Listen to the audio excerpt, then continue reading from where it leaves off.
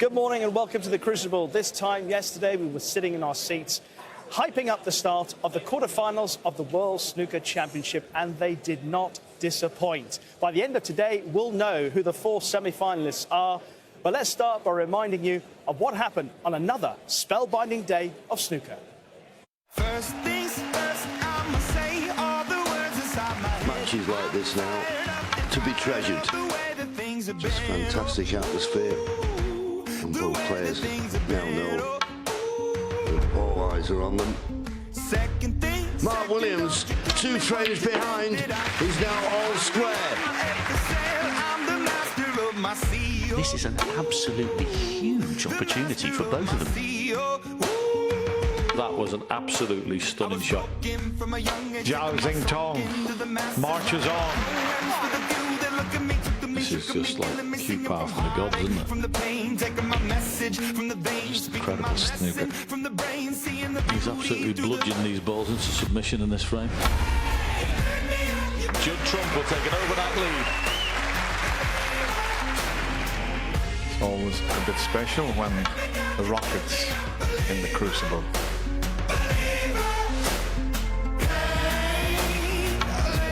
An absolutely stunning stroke. Ronnie O'Sullivan will be absolutely delighted.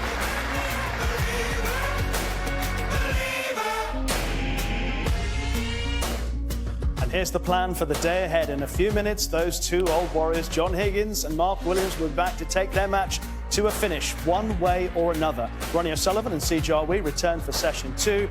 This afternoon, Zhao Xingtong will attempt to win the 1 frame he needs for a first ever semi-final appearance, unless Chris Wakelin conjures up the comeback of comebacks. And Judd Trump and Luca Purcell play their second session before the final 2 semi-final spots are confirmed tonight in those respective matches.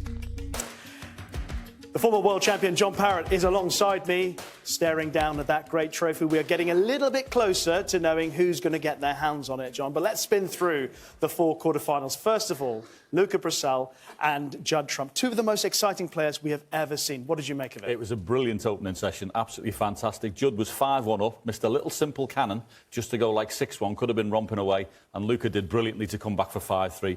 It's well poised, he did well to get out of that session 5-3. I presume Zhao Xingtong would have slept very well yesterday after establishing such a commanding lead over Chris Wakelin. He'd have slept well. Chris Wakelin would be very disappointed. He's played much better in this tournament, obviously, to beat Neil Robertson and Mark Allen. Hasn't really scored. He was a long way from his best. He'd be disappointed with his own performance. Was that simply a case of Zhao Xingtong's experience at the highest level, having won the UK, maybe coming to the fore in this sort of situation? You could possibly say that. He just didn't play to the same level, Chris. He's been brilliant in this tournament so far, but for whatever reason, just didn't carry on with it. Let's focus on the 2 matches this morning. First of all, Ronnie O'Sullivan against Si Jiahui. Now, Ronnie's got a 6-2 lead. Looks good on paper. How well did he play? He did what he had to. I think in amongst the balls, he's still brilliant. His cue ball's magnificent. He's still scoring very well. I think it's safe to assume, though, in this tournament so far, his opposition haven't exhibited the best versions of themselves, if I'm putting it bluntly. They haven't really done their stuff, so it's not Ronnie's consideration. He's just got to carry on doing what he is. But his opposition needs to step up what they're doing. Si Jiahui actually spoke after winning his last 16 match, saying he'd like to be the player that he was a couple of years ago, but he hasn't quite found that. Is there something that he can do quickly enough to rediscover it? I tend to think that if you haven't got it coming in here, you're not going to find it, to be perfectly honest with you. He just needs to score more when he's in. He had lots of chances yesterday. He didn't make the most of them. All right, let's get to the other match, which, of course, has got us all on the edge of our seats. John Higgins and Mark Williams. We don't need to really tell too many people about their extraordinary records. But look at the scoreline. It is 8-all. It's what we expected, I presume. Yeah, I think if you'd have asked most people what's the scoreline in this match, they said 13-11, 13-12, and either John Higgins or Mark Williams will win. It's one of those matches, isn't it? We just haven't got a clue who's going to get there. What will make the difference in this final session? Because we know they've both got the pedigree to go all the way. Rishi, the balls will tell you that. It's the way they open sometimes, the chances that you get, what they make.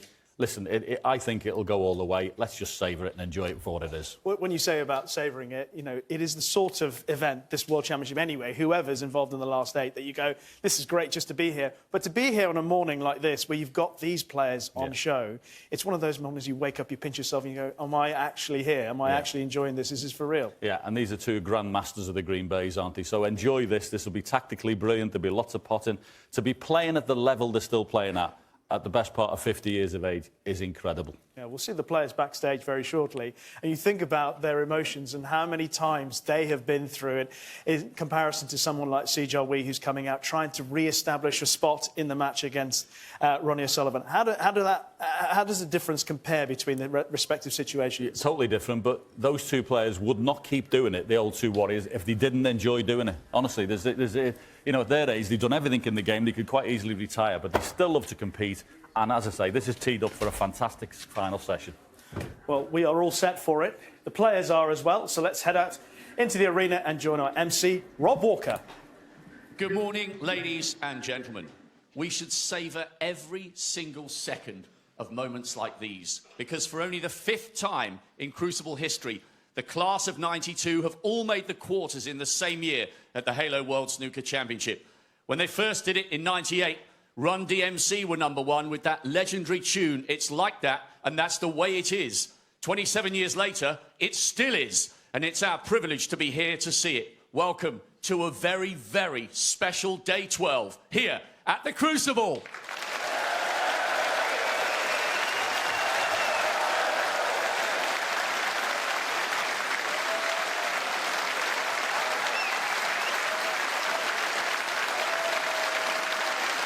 Please welcome a player contesting his 2nd Crucible quarter-final after those excellent victories over Gilbert and Wollaston.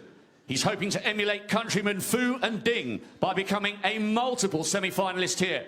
What a talent at the tender age of 22. Here comes the pearl of Chinese snooker, Sijarwi.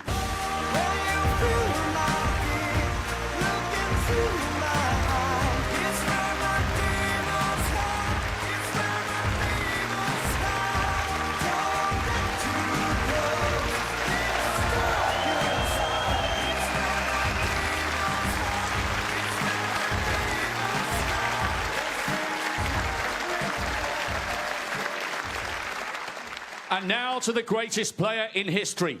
7 frames away from a record-extending 14th Crucible semi-final, 29 years after his first.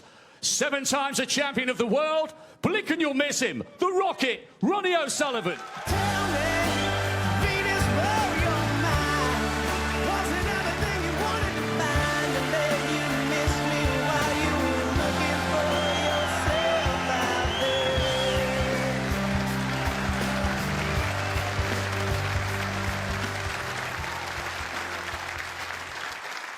And now, if the mark of greatness is not just what you've done, but how you've done it, this next player is beyond equal. His personality and talent has earned admiration of millions around the world. An icon of Welsh sport and a very, very special man, the irrepressible, irreplaceable Mark J. Williams.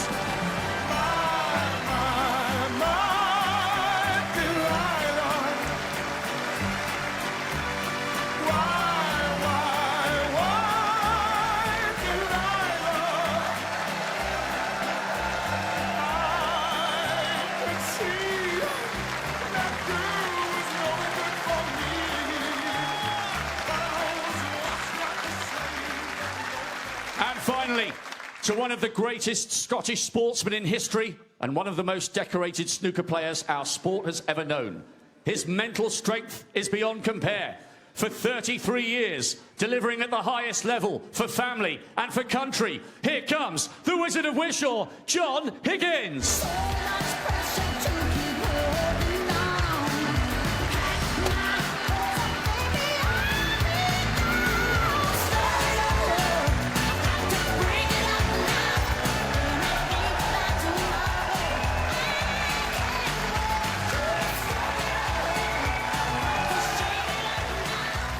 Just a reminder, the BBC's multi-platforms will allow you to watch what your heart